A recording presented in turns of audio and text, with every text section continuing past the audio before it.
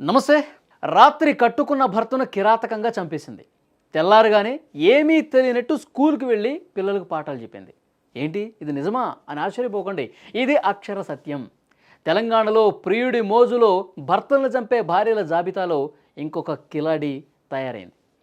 అక్షరాలు నేర్పాల్సిన ఆ చేతులే అపవిత్ర బంధం కోసం భర్త ప్రాణాలు తీసేసిందండి. మళ్ళీ ఏమీ తెలియనట్టు ఏం మాట్లాడుతుందో ఒక్కసారి చూడండి.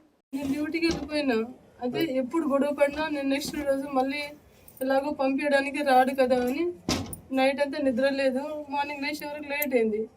తొందరగా పాపాలకు రెడీ చేసి ఎప్పుడు తాగుతూనే ఉంటాడు. ఎప్పుడు తాగినా నెక్స్ట్ డే మళ్ళీ స్కూల్కి పంపించకుండా సతాయిస్తాడని వెళ్ళిపోయినా. ఇంకా అక్కడికి వెళ్ళి ఎఫ్ఆర్ఎస్ తీసుకుని ఫోన్ చేసిన, లిఫ్ట్ చేయలేదు. సరే పడుకున్నాడేమో అని తర్వాత అక్కకు ఫోన్ చేసిన. అయితే అక్క ఒకసారి లక్ష్మణ్ ఫోన్ లిఫ్ట్ చేస్తలేడు, వీళ్ళైతే చూడక్క అంటే అంకుల్ వచ్చి చూసిండంట.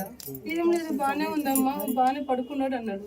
లేదు అంకుల్ ఫోన్ లిఫ్ట్ చేస్తలేడు, చాలాసేపు అవుతుంది, ఎప్పుడు చేసినా ఒకసారైనా లిఫ్ట్ చేస్తాడు అన్న. అయితే తర్వాత మళ్ళీ వస్తే లేస్తలేడు అని చెప్పిండు.